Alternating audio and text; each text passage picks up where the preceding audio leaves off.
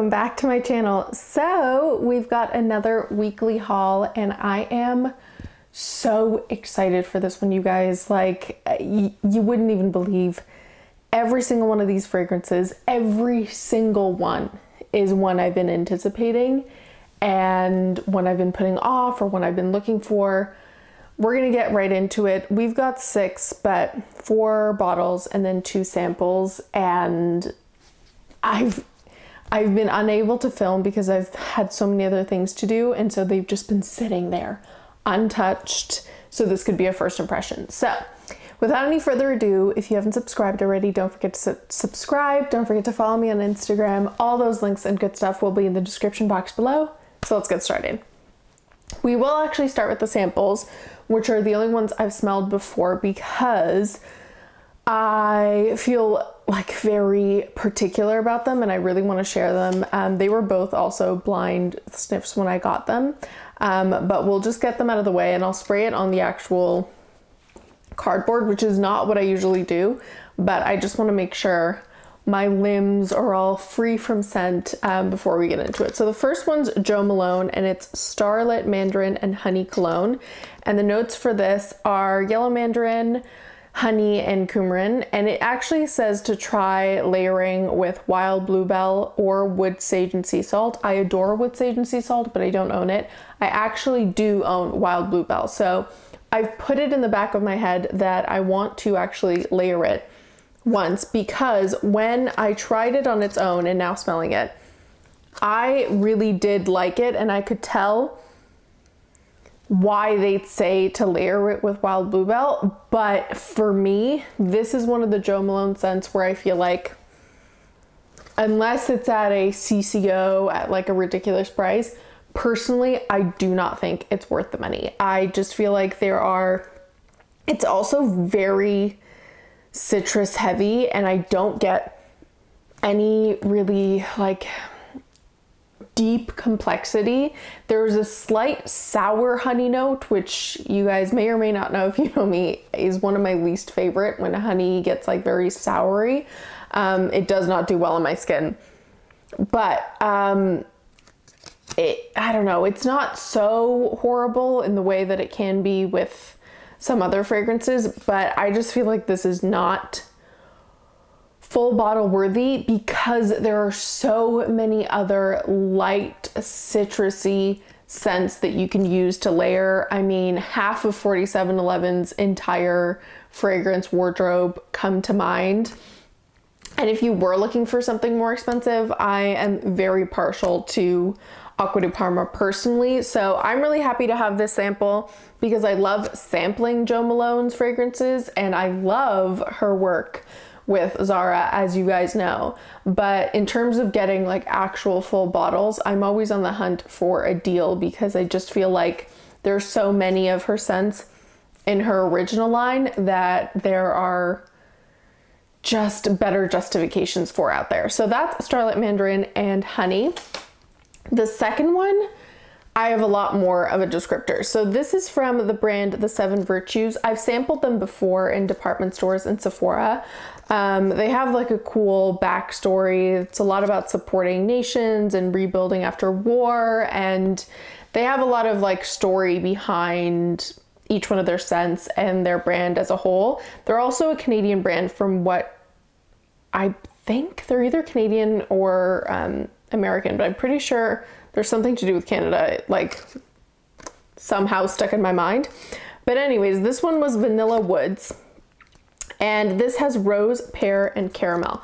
And I'm really glad I actually sampled this one and wore it for a full day, because had I not, maybe it would have really clicked for me. Because when you first smell it, when I first smelled it, I was like, wow, I actually really like this vanilla. It's so like, I don't know, it's so aerated. There's like a sweetness there. It's really unique. And within a couple minutes, and it took a longer time the first time I wore it, but now smelling it, I can just smell it exactly. I know someone who wore this, and for the longest time, it wasn't like someone I was particularly close with, but I saw them often enough where I don't know why I didn't just ask what their fragrance was. Like, I didn't really want to intrude in that way because I didn't like the scent. Like, I really had a hard time with their fragrance, and I didn't really want to say anything because it seemed rude, so I never said anything, obviously. And I never have a problem with fragrance, you guys. I am never ever that person ever to be like, whoa, that's too much, or wow, that's not my cup of tea, ever. And this is the only time. And right when I smelled it, I was like, oh. I mean, once the like very short opening had gone away, and now I can only just get it. Like, that beautiful opening that I smelled for a millisecond the first time I smelled it is forever gone.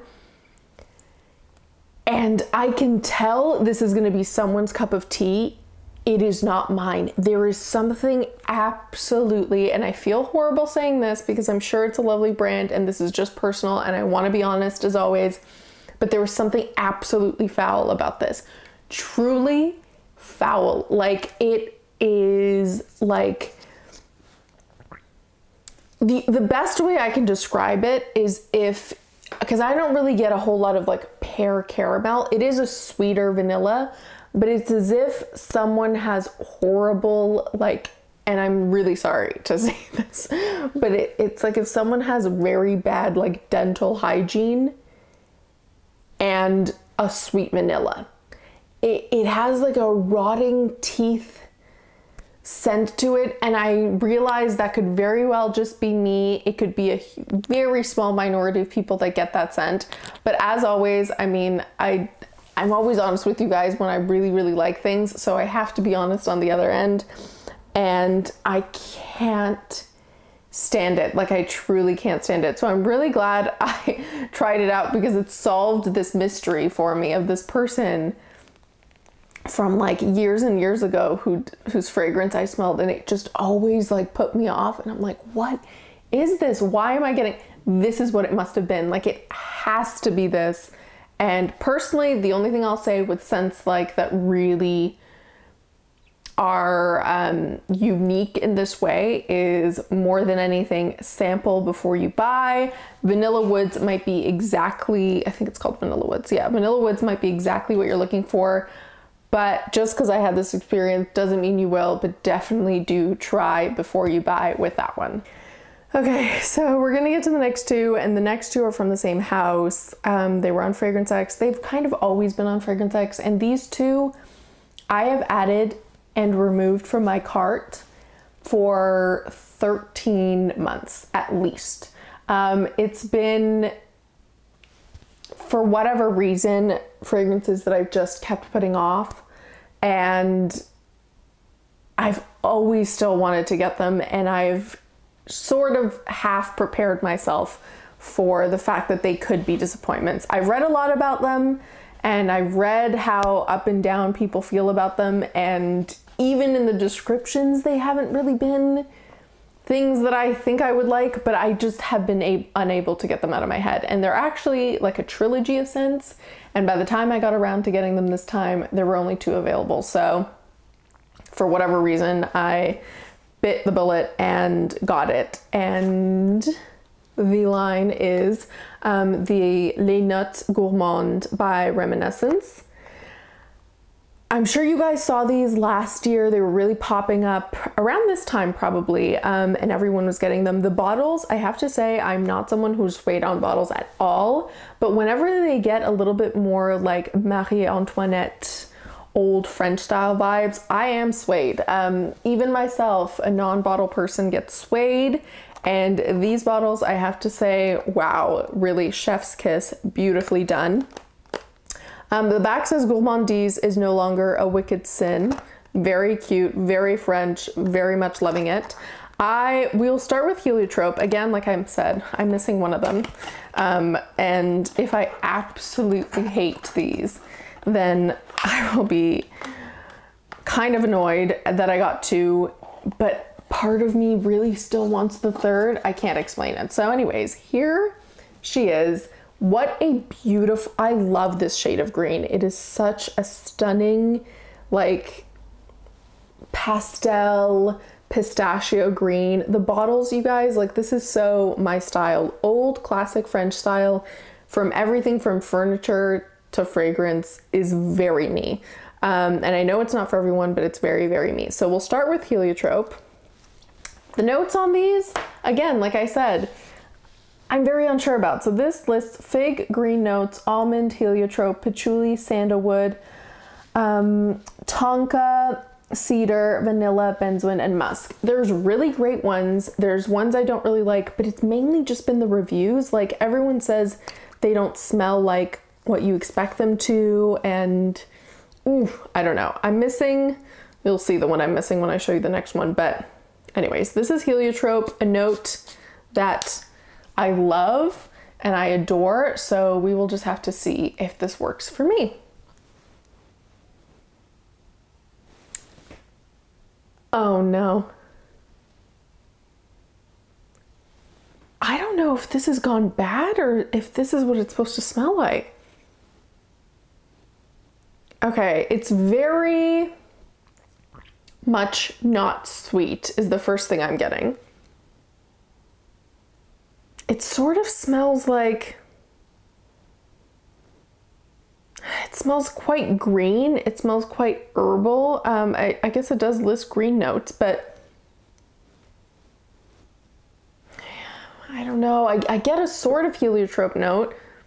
I'm trying to like remind myself about the Heliotrope fragrance by Frank Bucklet, because that's a very strong heliotrope scent as well. This is just, it sort of smells like very weak and slightly cheap potpourri that's lost a lot of its like strong notes and is now just a much more bland, devoid of sweetness, and green. Like, I know it is green, but I wasn't expecting it to smell so herbaceous. There is like something in its heart or like way deep in the fragrance that I actually get, and it's beautiful, and it's a lot more of a typical heliotrope scent, and it's quite almondy, but it's very deep in there and it's not pronounced. It's also sitting very close to the skin. Like, I've got my nose way up in there and I can smell it, but like if I'm holding it here, like nothing until I'm that close. Whereas pink sugar, like I can hold it here and I can still smell it. So I'm gonna pretty much guess virtually no sillage. It's very oily on my skin though. I will say the perfume, which I don't know. Okay, we're gonna let this one sit. I always take a little break before I put them in order. The opening was the worst. It's getting better, I suppose, but I think I'm understanding why people give these so random of reviews, or just like not random, but just so out of place and all over the place is what I meant. I'm so dumbfounded and very disappointed by that. So the second one is Dragee, which again is something I'm very much looking forward to. I usually love anything Dragee, candied, like usually almonds obviously, or I have an Iris Dragee scent I love. But now having experienced that, I don't know. I'm obviously missing Guimauve. I'm missing the marshmallow one, the pink one. And this one lists, let's see, Mandarin, petitgrain, almond blossom, orange blossom, plum, vanilla, musk, and cardamom and cedar. So this one's the white one. Again, beautiful bottle, very much me. We are worried now about how this is actually gonna smell. So let's just not waste any time and get into Dragee. Okay, already it's better. Again, it's very, I'm just gonna spray it in the air. At this point, we might need to. It's very light. It's not as sweet and sugary as I was expecting. There is a real Mandarin citrus heavy opening. but I do get like floral blossoms, which are really beautiful. It smells quite summery, but not as sugared as I was expecting. I don't know, it also still has a little bit of a potpourri type scent to it, but like a really dull potpourri. So why don't we just take a break and I'll be back to put them in order and give a little bit more of an in-depth feeling as to how these wear. Okay, so I took a particularly long break so I could really give all of these a chance so I could put them in a distinct order. And I have to say, I know number 1 and I know number 4 without question, but 2 and 3 are a little bit more difficult. And I've just been back and forth a million times, so I'm just gonna go with what feels right to me in the moment and roll with it. So we will start with 4th place, which, to be honest, might not be a surprise to you guys that it's one of the Reminescence, but it would have to be Dragee. At first, when I smelled it, this was looking like it was going to be better than Heliotrope, but it just really didn't develop.